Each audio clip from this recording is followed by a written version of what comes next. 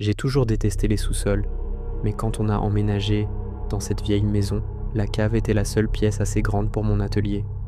Le premier jour, en descendant, j'ai remarqué un truc bizarre gravé sur la dernière marche en bois de l'escalier. Un petit symbole, un cercle avec 3 traits qui en partent. J'ai pensé que c'était une vieille marque d'artisan, rien de plus. Je me suis installé. Les premières semaines, tout allait bien. Je passais des heures là-dessous, à peindre, avec ma musique. Et puis, j'ai commencé à entendre des bruits. Au début, c'était juste des grattements lointains. Je me disais que c'était les tuyaux, la maison qui travaille, rien d'inquiétant. Mais les bruits sont devenus plus nets. Ça ressemblait à des chuchotements, juste au seuil de l'audible. Dès que j'enlevais mon casque, silence total. J'ai commencé à devenir parano, je me sentais observé. Parfois, du coin de l'œil, je croyais voir une ombre bouger près de l'escalier. Mais quand je tournais la tête, il n'y avait rien. Juste mes outils, mes toiles. Ma femme me disait que je travaillais trop, que j'étais fatigué. Elle avait sûrement raison. Un soir, alors que je rangeais, j'ai entendu un bruit clair et distinct, juste derrière moi. Le bruit d'un ongle qui gratte le béton. Je me suis retourné d'un coup. Rien. Le cœur battant, j'ai fixé le mur du fond, là où l'ombre était la plus dense, et je l'ai entendu à nouveau. Un murmure. Cette fois, j'ai compris un mot. Mon nom. J'ai commencé à avoir peur de descendre. Je ne pouvais plus me concentrer. Cette sensation d'être épié était constante, oppressante. J'avais l'impression que quelque chose attendait dans le noir, juste hors de ma vue.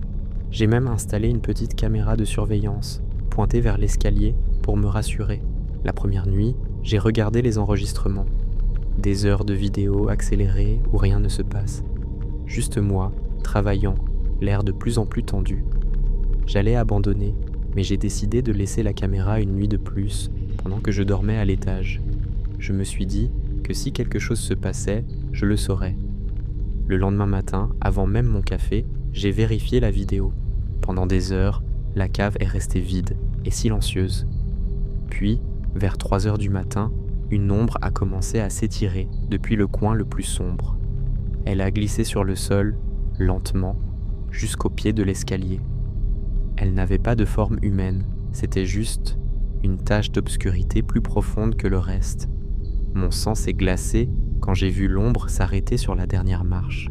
Elle a palpité 1 ou 2 fois, puis s'est lentement retirée dans le noir. Terrorisé, j'ai rembobiné pour revoir la scène. C'est là que j'ai compris. L'ombre ne venait pas du fond de la cave. Elle se formait depuis l'escalier. Elle venait d'en haut. J'ai commencé à avoir des doutes terribles. Ma femme était si compréhensive, trop peut-être. Toujours à me dire de me reposer. Toujours à me dire que j'imaginais tout. Un soir, elle est descendue m'apporter un café. Elle a posé la tasse, a souri, et en remontant, son pied a effleuré la dernière marche. « Fais attention à toi, mon amour », m'a-t-elle dit. C'est une phrase qu'elle me répétait souvent ces derniers temps. « Fais attention à toi ». Cette nuit-là, je n'ai pas dormi. J'ai attendu qu'elle s'endorme profondément. J'ai pris une petite lampe de poche et je suis allé dans le salon, là où elle laisse toujours ses chaussures près de la porte. Je me suis accroupi, le cœur au bord des lèvres. J'ai retourné sa semelle gauche et je l'ai vue, gravée dans le caoutchouc usé, le même petit symbole que sur la marche de l'escalier. Un cercle, avec 3 traits, qui en partent.